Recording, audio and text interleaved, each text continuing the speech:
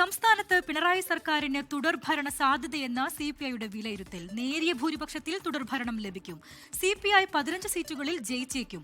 ഒല്ലൂരിൽ K രാജനും Nedumangad GR അനിലും വൻ വിജയം നേടും. സിപിഐയുടെ 4 മന്ത്രിമാരും ജയിക്കുമെന്നും തൃശൂരിൽ തിരിച്ചടിക്ക് സാധ്യതയുണ്ടെന്നും സംസ്ഥാന നിർവാഹക സമിതി വിലയിരുത്തി. ഷഫീദ് റാവുത്തറുണ്ട് വിവരങ്ങളുമായി. ഷഫീദ്, രണ്ട് കാര്യങ്ങളാണ്. ഒന്ന്, ഒരു നേരിയ ഭൂരിപക്ഷത്തിൽ അധികാരത്തിലെത്തിയേക്കാം എന്ന് CPI വിലയിരുത്തുന്നുണ്ട്. രണ്ടാമത്തെ കാര്യം, തൃശ്ശൂരും ഈ കരുനാഗപ്പള്ളിയും ഒക്കെ ഒരു തിരിച്ചടിക്ക് സാധ്യതയുണ്ട് എന്നുള്ള വിലയിരുത്തലുമുണ്ടല്ലേ?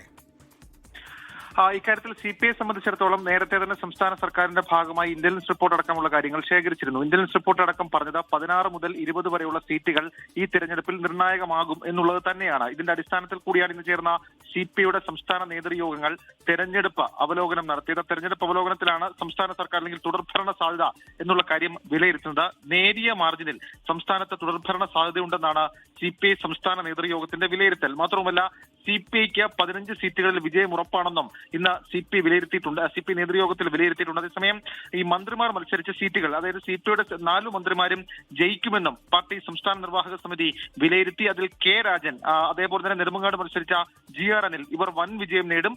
അവരുടെ ഭൂരിപക്ഷം അടക്കമുള്ള കാര്യങ്ങൾ ഉയർത്തും എന്നുള്ള കാര്യം കൂടി ഇതുമായി ബന്ധപ്പെട്ട ബ്രാഞ്ച് അടിസ്ഥാനത്തിൽ കണക്കുകൾ ശേഖരിച്ച പാർട്ടി ഇന്ന് വിലയിരുത്തി. കൂടാതെ തൃശൂരിൽ തിരിച്ചടിക്ക് സാധ്യതയുണ്ട് എന്നുള്ള കാര്യം കൂടി വിലയിരുത്തുന്നു. പ്രത്യേകിച്ച് പ്രാദേശികമായ ചില കാര്യങ്ങളും അതേപോലെ തന്നെ എതിർ സ്ഥാനാർത്ഥികളുടെ നീക്കങ്ങളടക്കമുള്ള കാര്യങ്ങൾ പരിഗണിച്ചുകൊണ്ടാണ് തൃശൂരിലെ തിരിച്ചടി അത് CPI വിലയിരുത്തുന്നത്. കരുനാഗപ്പള്ളിയിലും മൂവാറ്റുപുഴയിലും തിരിച്ചടി സാധ്യത CPI പ്രതീക്ഷിക്കുന്നുണ്ട്. അതിന് ഏറ്റവും പ്രധാനപ്പെട്ട കാരണവും പ്രാദേശിക അടിസ്ഥാനത്തിൽ നടന്നിട്ടുള്ള ചില സംഭവങ്ങളടക്കമുള്ള കാര്യങ്ങളാണ്. ഏതായാലും തുടർഭരണ സാധ്യത തന്നെയാണ് നിലവിൽ ഇപ്പോൾ CPI സംസ്ഥാന നേതൃയോഗത്തിൽ വിലയിരുത്തിയിട്ടുള്ളത്. നാളെ CPIന്റെ സംസ്ഥാന സെക്രട്ടേറിയറ്റ് യോഗവും ചേരുന്നുണ്ട്.